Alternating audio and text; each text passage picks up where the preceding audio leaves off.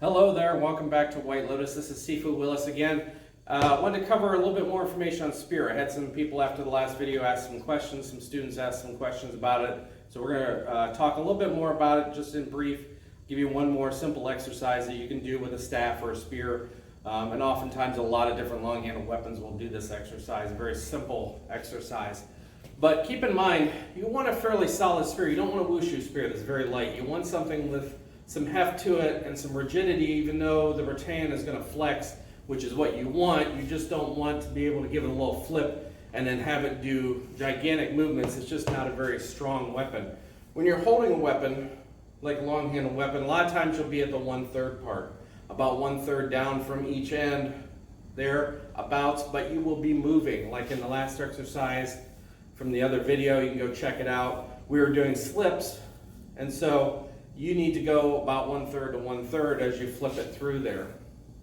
The other thing you want to keep in mind is that when you're doing circles and you're doing thrusts and you're doing all these different movements, you need to be slipping the staff or the spear. Most people don't do a lot of movement with their hands. They'll throw this out here this way and they'll strike, and it has a little bit of power. But if you've ever chopped wood, you didn't chop wood this way, right? You didn't not use your body and not move your hands on the axe. You didn't just come down with the axe. You slid the axe down. Usually you ended up down at the end of the handle. It's the same thing with long handled weapons. When you do this, you want to be extending all the way out here as far as you can get down to the 1/3 places, and then slide this together. And you'll notice you can also use the waist and body turn and the legs and everything to generate power the way we typically do in Kung Fu. Pivoting into a forward stance, for example, spinning around here and throwing this out. And that kind of movement will give you a strong, fast movement as you slide one hand down to meet the other or down close. Now don't get on top of each other. Don't put these down here because now you have no control over the staff. Just a little bit of movement and distance here will allow you to control the staff or the spear really well. So when you slide it, pivot and turn and throw some power into it. You're also going to be doing it more quickly that way because you're going to be sliding here with speed. It keeps you away from them.